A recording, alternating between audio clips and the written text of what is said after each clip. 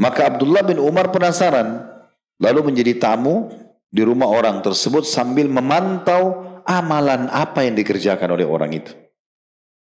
Dia tidak tidur semalam suntuk, besoknya juga dia tidak tidur. Pokoknya dia pantau terus orang itu buat apa.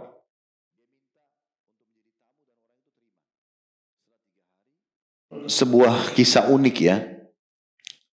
Ini kisah juga pernah kami sampaikan tentang bagaimana anak-anak muslim boleh punya angan-angan positif, teman-teman.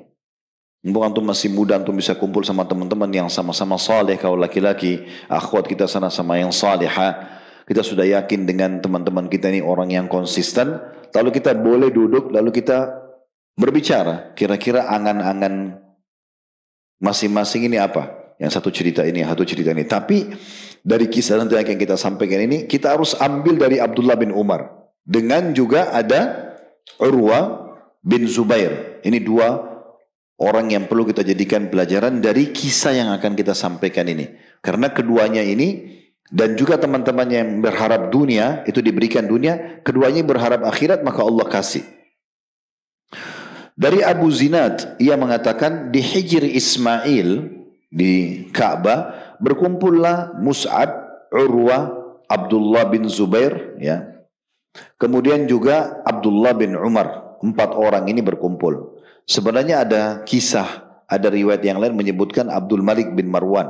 Tapi intinya kita bahas tentang riwayat ini. Mus'ab, Urwah, ya, Abdullah bin Zubair dan Abdullah bin Umar. Lalu mereka berkata, bercita-citalah. Kira-kira masing-masing cerita yuk, angan-angannya apa, cita-citanya. Lalu Abdullah bin Zubair radhiyallahu anhu sahabat Nabi ini berkata, aku bercita-cita ingin jadi khalifah.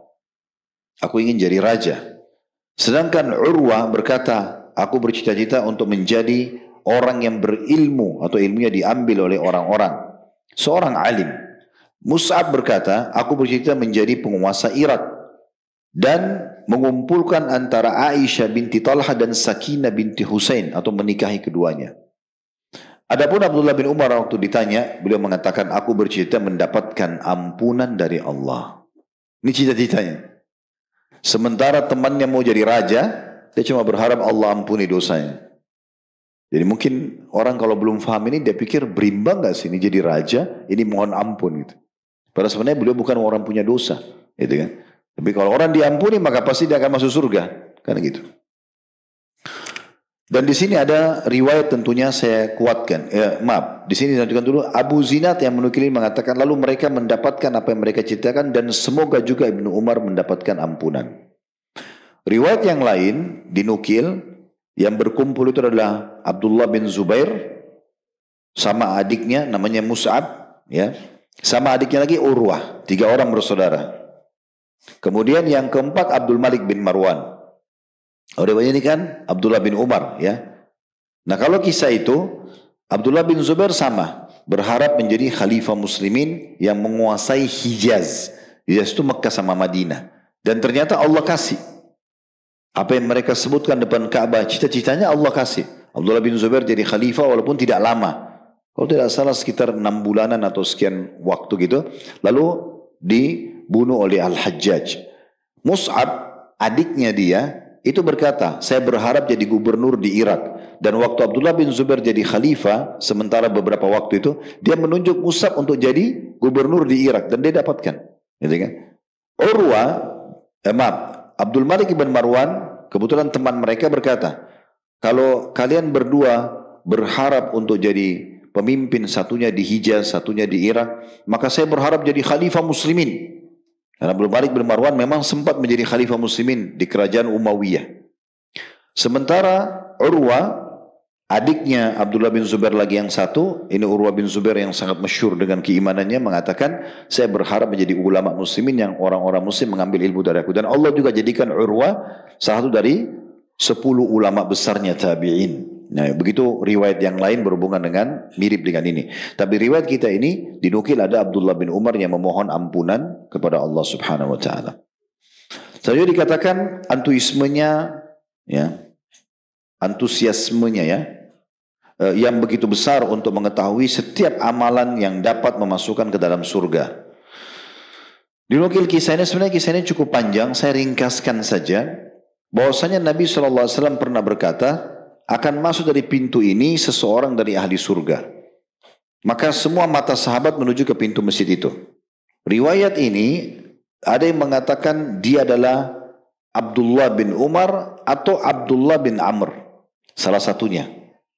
Waktu lihat ke pintu itu ternyata orang yang masuk ini tidak terlalu dikenal. Sahabat Nabi tapi tidak terlalu dikenal. Terus orang semua diam. Orang pikir ini Nabi kasih jaminan. Tapi hari kedua Nabi ulangi lagi. Masuk lagi orang yang sama. Hari ketiga Nabi bilang lagi akan masuk dari pintu ini ahli surga. Masuk orang yang sama lagi. Maka Abdullah bin Umar penasaran. Lalu menjadi tamu di rumah orang tersebut sambil memantau amalan apa yang dikerjakan oleh orang itu. Dia tidak tidur semalam suntuk, besoknya juga dia tidak tidur. Pokoknya dia pantau terus orang itu buat apa. Dia minta untuk menjadi tamu dan orang itu terima. Setelah 3 hari, dia melihat amalan orang ini biasa saja gitu. Bahkan dia tidak hidupkan semalam suntuk ibadahnya dan segala macam. Sholat malam tapi ya udah, bukan orang yang seperti orang yang sudah dikerjakan Abdullah bin Umar. Maka dia mengatakan, Abdullah bin Umar mengatakan, saya ini datang ke sini karena alasan Rasulullah menunjukmu menjadi hadis surga begitu dan begitu.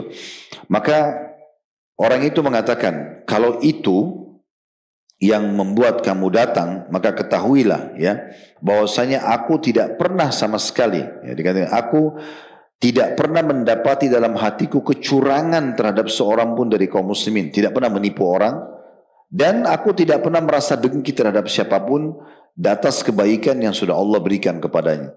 Kalau ada orang depanku lebih kaya, lebih tampan, lebih pintar, ya sudah itu rezekinya dari Allah. Aku nggak pernah hasad sama dia.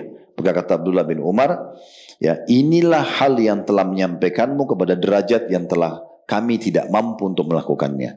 Jadi Abdullah bin Umar intinya sebenarnya mencari orang yang lebih saleh, lebih baik ibadahnya, yang kira-kira dia belum melakukan supaya dia bisa melakukannya juga.